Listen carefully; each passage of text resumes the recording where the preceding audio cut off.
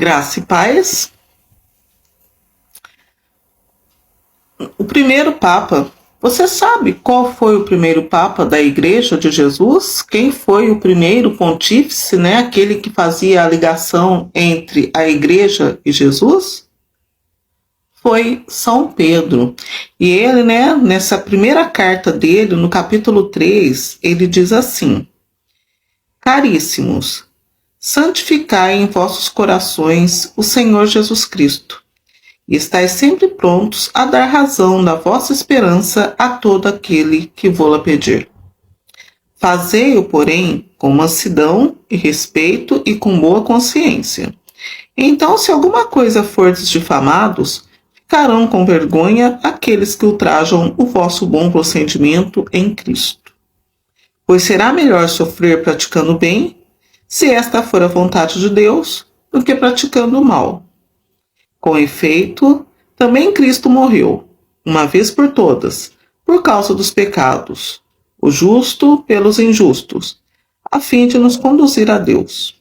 Sofreu a morte na sua existência humana, mas recebeu nova vida pelo Espírito. O que quer dizer isso? Temos que santificar nosso coração em Jesus Cristo, né? Ouvir a palavra dele, que é o Evangelho, entender qual que é a proposta de Jesus. Por isso que, infelizmente, nós temos que saber o que acontece ao nosso redor, para que quando nós crermos, ao dar testemunho, né, da santificação de nosso coração a Jesus, sermos eloquentes. Às vezes a pessoa pode pensar, por que você consagrou o coração a Jesus? Por que você se entregou inteiramente à proposta dele, ao seguimento dele? Aí você pega e explica. Por causa das guerras, por causa da recessão, por causa da maldade, né? E explica para a pessoa o porquê que você escolheu Jesus. Porque Jesus, ele disse que o reino dele não era deste mundo, né?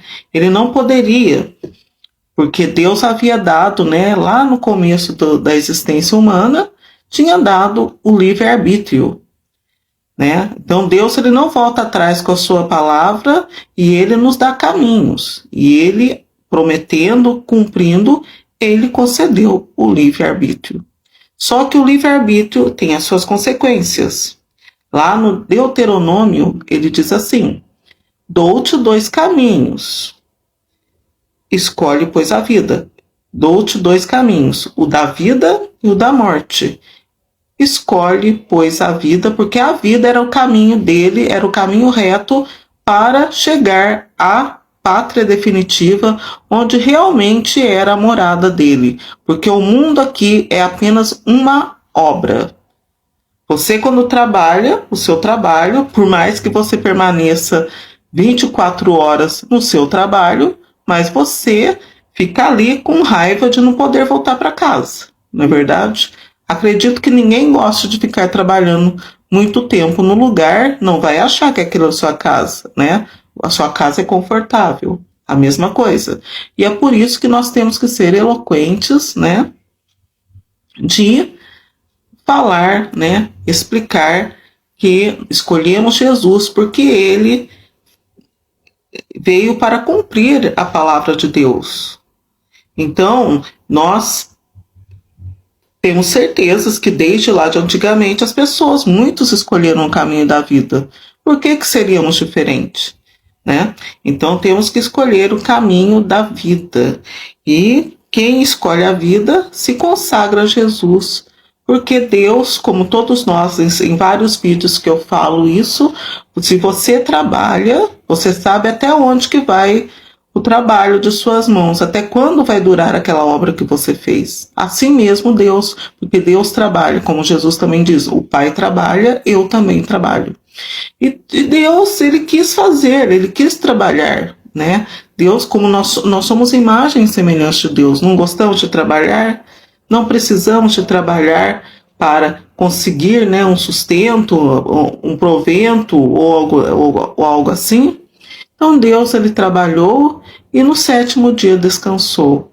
E ele sabia que ia chegar um dia que ele iria descansar, e o descanso que ele teria seria fatal para a humanidade, porque a humanidade é daqui, a santidade é do céu.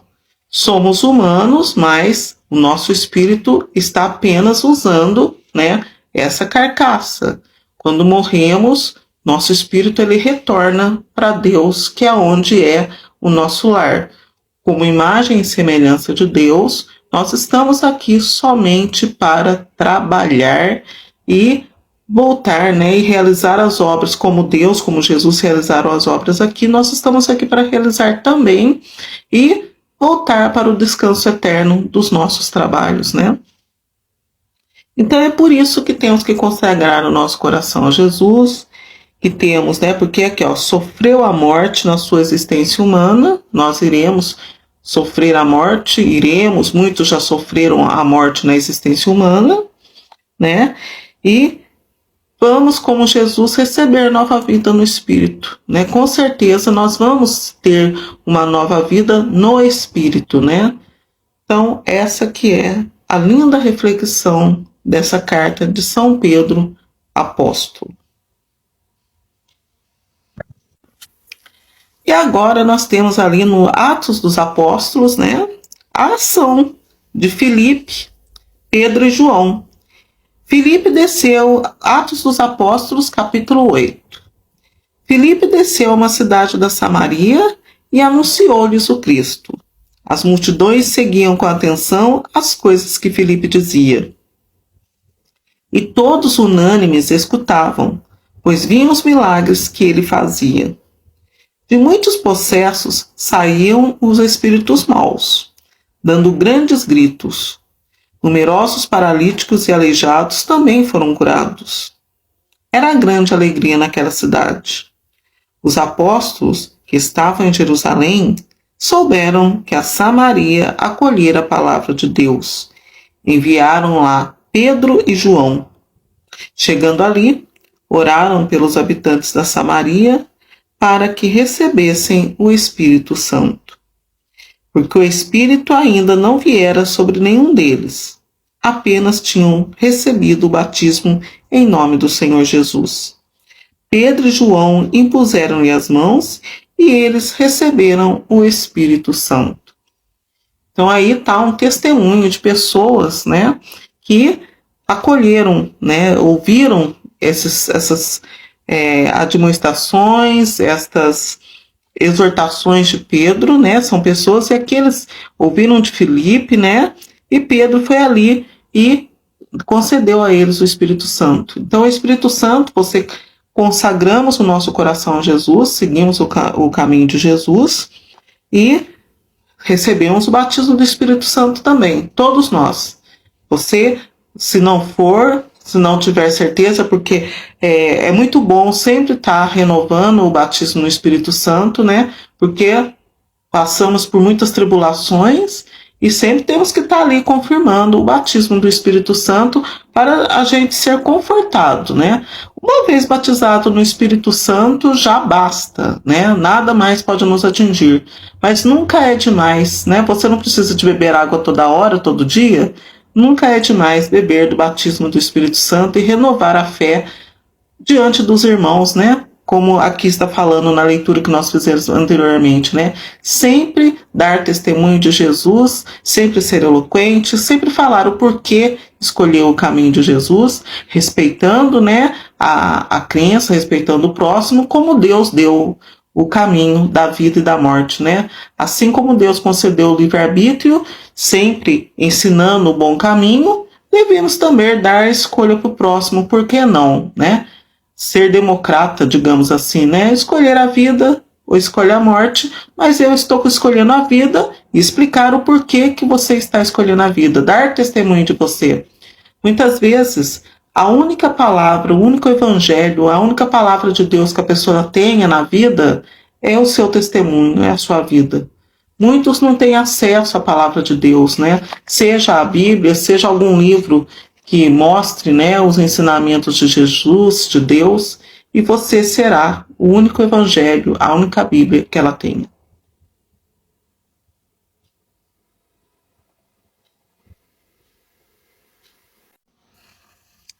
Graça e paz. Um trechinho de Atos dos Apóstolos, capítulo 18, versículo 1 a 8. Naqueles dias, Paulo deixou Atenas e foi para Corinto. Aí encontrou um judeu chamado Áquila, natural do Ponto, que acabava de chegar da Itália, e sua esposa Priscila, pois o imperador Cláudio tinha decretado que todos os judeus saíssem de Roma. Paulo entrou em contato com eles e, como tinham a mesma profissão, eram fabricantes de tendas, Paulo passou a morar com eles e trabalhavam juntos. Todos os sábados, Paulo discutia na sinagoga, procurando convencer judeus e gregos. Quando Silas e Timóteo chegaram da Macedônia, Paulo dedicou-se inteiramente à palavra, testemunhando diante dos judeus que Jesus era o Messias. Mas, por causa da resistência e blasfêmia deles, Paulo sacudiu as vestes e disse: Vós sois responsáveis pelo que acontecer. Eu não tenho culpa. De agora em diante, vou dirigir-me aos pagãos. Então, saindo dali, Paulo foi para a casa de um pagão, um certo Tício Justo, adorador do Deus único, que morava ao lado da sinagoga. Crispo, o chefe da sinagoga, acreditou no Senhor com toda a sua família. E muitos coríntios que escutavam Paulo acreditavam e recebiam o batismo. Então esse fato aí, olha para vocês verem, né, como era recente, né, o Atos dos Apóstolos, eles são, né, a continuação do ensinamento de Jesus, né, Jesus ensinou e os Atos dos Apóstolos são os atos deles, né, depois deles terem aprenderem com o Supremo Mestre Jesus, né, o único mestre, né, Jesus é o verdadeiro mestre, verdadeiro homem, verdadeiro Deus, né, e eles viviam tudo que se vive agora. E é interessante, ó, pagão, né, ele era um pagão que não tinha conhecimento de Deus, né, faltava. Por isso que nós não devemos achar que nós já somos suficientes, né, que está suficiente aquilo que sabemos. Porque, olha, ele era um adorador de Deus. Então não basta só adorar a Deus, né, ele tinha que ter mais, né, mais conhecimento, tinha que passar por mais refinamento, né? Ele adorava Deus único. Opa, um pontão, 65% ele já tinha, né, de graça de Deus, porque nenhum, né? Ele foi ali conversar com o povo, pessoas que eram, né, que para ser crentes, né? E eles não deram crédito ao que Paulo falou e o pagão, sim, o pagão adorava o Deus único, né, o verdadeiro. Aqui estava invertido, né? Deus também continuou ali, né? Quis ele realizar o mesmo que ele fez com o povo do Egito, né? Endurecer o coração. E o mesmo que Deus fez, né? Também para o povo, né? Que endureceu o coração do povo de Israel para poder salvar os pagãos, né? A reflexão melhor é que ele endureceu o coração desse povo aí, que seriam os primeiros, né? Para poder salvar os pagãos também, porque olha esse Tício que bonito, né? Ele adorava o Deus único e porém ele não era salvo. E Paulo foi ali para terminar, né? De realizar a obra de salvação na vida dele para tornar ele 100% de Deus, né? Para aperfeiçoar ele em Deus Pai, no conhecimento de Jesus e no Espírito Santo, porque ele só conhecia a Deus.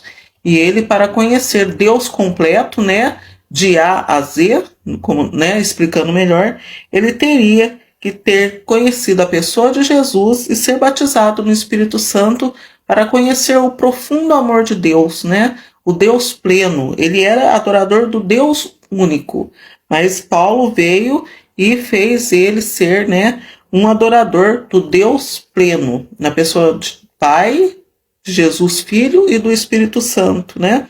Então ele conhecia, era irmão de Jesus e foi salvo também.